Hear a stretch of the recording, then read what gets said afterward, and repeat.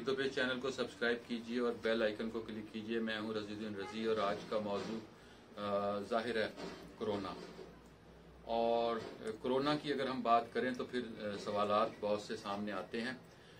Corona का अकायद के साथ क्या ताल्लुक है, भारत में कोरोना ने जो तबाही मचाई उस पर हम जब बात करते हैं तो हम वहाँ के मेलों की बात करते हैं।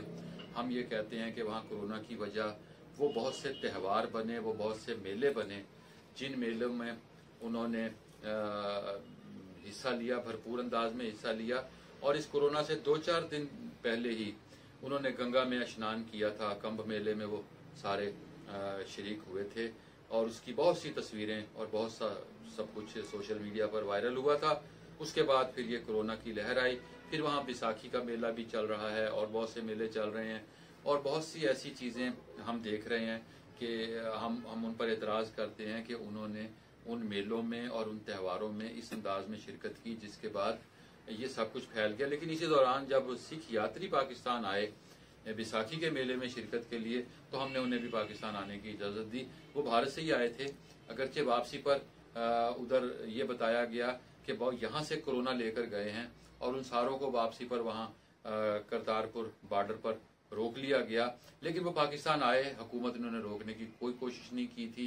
वो उस दौरान आए जब भारत में कोरोना की लहर थी। उसके बाद हमने बहुत से दर्दनाक मनाजिर देखे और भारत के दर्दनाक मनाजिर हमें इसलिए भी ज्यादा दर्दनाक लगते हैं कि वो एक ही जैसे खित्ते हैं, दोनों एक ही जैसे अकायद हैं, एक ही जैसी आदतें हैं और एक ही जैसी ढिठाई है दोनों जानिब।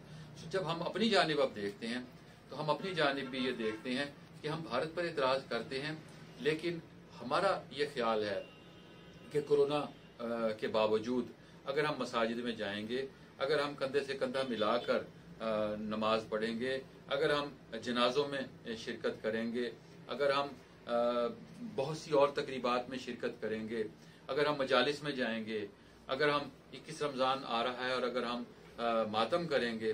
पिछली मरतबा भी 21 रमजान को कोरोना के बावजूद बड़ा भरपूर अंदाज में लोगों ने, लेकिन अब हम एक चीज और भी देख रहे हैं कि बहुत से मामलात में जो बहुत से लोग हैं वो अपने अकायद पर समझौता भी कर रहे हैं। पिछले दिनों हमने बहुत से चीजें देखी कि जब न्याजों का मौसम आया था रजब में, तो हमने बहुत से ऐसे दोस्तों के बारे में भी हम जानते हैं जिनके घर बाकायदगी से न्याज होती थी और उन्होंने इस मरतबा उसे अपने घर तक महदूद रखा। त्यौहार को, अकीदे को, इन सब चीजों को अगर हम ये कहें कि हमें अपनी जान के या लोगों की जान जो है उसको दांव पर नहीं लगाना चाहिए इन सारे मामलात में।